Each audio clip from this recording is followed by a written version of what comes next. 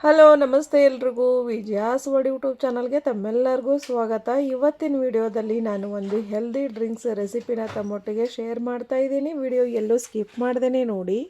ಈ ಥರ ರುಚಿಕರವಾದಂತಹ ಒಂದು ಹೆಲ್ದಿ ಡ್ರಿಂಕನ್ನು ನಮ್ಮ ಕೈಯಾರೆ ನಾವು ಮಾಡಿಕೊಂಡಾಗ ಅದ್ರ ರುಚಿನೇ ಬೇರೆ, ಅದ್ರ ಸಂತೋಷನೇ ಬೇರೆ. ಇದಕ್ಕೆ ನಾನು ಏನೆಲ್ಲ ತೊಗೊಂಡಿದ್ದೀನಿ ಅಂತ ಒಂದು ಸಾರಿ ಚೆಕ್ ಮಾಡ್ಕೊಳ್ಳಿ. 1 ಟೇಬಲ್ ಸ್ಪೂನಷ್ಟು ಸೌತೆಕಾಯಿ ಬೀಜ ತೊಗೊಂಡಿದ್ದೀನಿ. ಹಾಗೆ ಸ್ವಲ್ಪ ಒಣ ದ್ರಾಕ್ಷಿ ತೊಗೊಂಡಿದ್ದೀನಿ. 8ರಿಂದ 10 ಗೋಡಂಬಿ ತೊಗೊಂಡಿದ್ದೀನಿ. ಹಾಗೆ ಸ್ವಲ್ಪ ಪಿಸ್ತಾ ತೊಗೊಂಡಿದ್ದೀನಿ. ಬಾದಾಮ್ ತೊಗೊಂಡಿದ್ದೀನಿ ನೋಡಿ.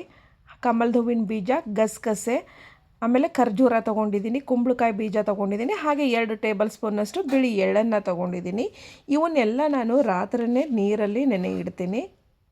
ನಾವು ಕಲರ್ ಇಲ್ಲದೇ, ಯಾವುದೇ ಕೆಮಿಕಲ್ ಇಲ್ಲದೇ ಮನೇಲೇ ಈ ಥರ ಒಂದು ಹೆಲ್ದಿ ಡ್ರಿಂಕನ್ನು ಮನೇಲೇ ಮಾಡಿಕೊಂಡು ಮಕ್ಕಳಿಗೆ ಕೊಡೋದ್ರಿಂದ ನಮಗೂ ಸಹ ತುಂಬಾ ನೆಮ್ಮದಿ ಇರುತ್ತೆ.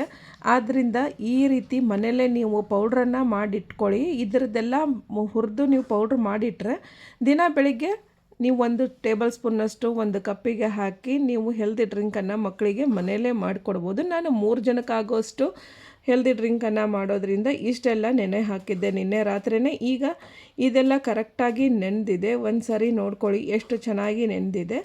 ಇದನ್ನು ನಾನು ಈಗ ಮಿಕ್ಸಿ ಮಾಡ್ತೀನಿ. ಯಾರೆಲ್ಲ ನನ್ನ ಚಾನಲನ್ನು ಹೊಸದಾಗಿ ನೋಡ್ತಾ ಇದ್ದೀರಾ ಪ್ಲೀಸ್ ಸಬ್ಸ್ಕ್ರೈಬ್ ಆಗಿ ನೋಡಿ, ಲೈಕ್ ಮಾಡಿ, ಶೇರ್ ಮಾಡಿ, ಕಮೆಂಟ್ ಮಾಡಿ. ಹಾಗೆ ಬೆಲ್ ಬಟನ್ ಕ್ಲಿಕ್ ಮಾಡೋದನ್ನು ಮರಿಬೇಡಿ. ಆಲ್ ಅಂತ ಬರುತ್ತೆ, ಅದನ್ನು ಸಹ ಸೆಲೆಕ್ಟ್ ಮಾಡಿ.